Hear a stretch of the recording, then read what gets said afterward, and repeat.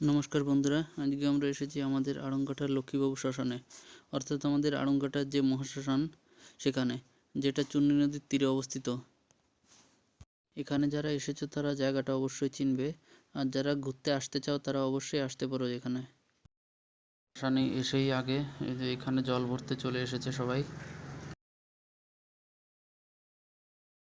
আর জল ভরে নিয়ে এই যে এখন সবাই মন্দিরের থেকে যাচ্ছে। জল নিয়ে এসে মন্দিরটা একটু মোছামুছি করে নিচ্ছে। আর মন্দির সবসময় সাফসাফাই থাকে, কিন্তু যেহেতু পুজো করবে তাই একটুখানি মুছে নিচ্ছে। আর ম্যাডাম ওদিকে ফল কাটছে, আর পাশেই যে ঠাকুমা বসে রয়েছে, দিদার মোছা কমপ্লিট হয়ে গেছে, আর এবার পুজো করার পালা।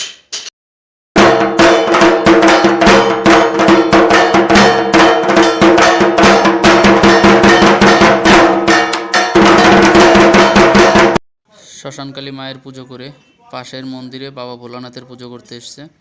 আর দেখো সবাই পুজো করছে, আর আরুষি কী করছে, দরজাটা বন্ধ করে দিচ্ছে। এটা বাবা ভোলানাথের মন্দির বাইরের থেকে।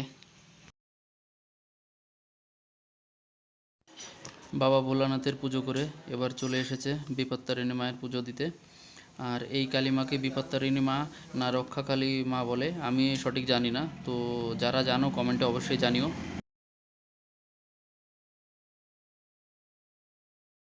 এই মন্দিরটা বাইরের থেকে দেখতে খুব সুন্দর লাগছে। এখানেও পুজো হয়ে গেছে, আর এখন দরজা লক করে দিয়ে বেরিয়ে আসছে সকলে। আর এখন যাওয়া যাক একটু নদীর দিকে। সবশেষে চলে আসলাম চূর্ণী নদীর পরিস্থিতি দেখাতে। বর্তমানে কচুরিপানা সমগ্র নদীটিকে গ্রাস করে নিয়েছে। যে নদী কয়েক বছর আগে নদীর পাশে মৎস্যজীবীদের একটা উপার্জনের বড় উৎস হিসাবে ছিল, এবং একসময় এখানে নৌ চলাচলের মাধ্যমে লোকে তাদের গন্তব্যে যাতায়াত করত। নমস্কার সকলকে, দেখা হচ্ছে পরবর্তী ভিডিওতে।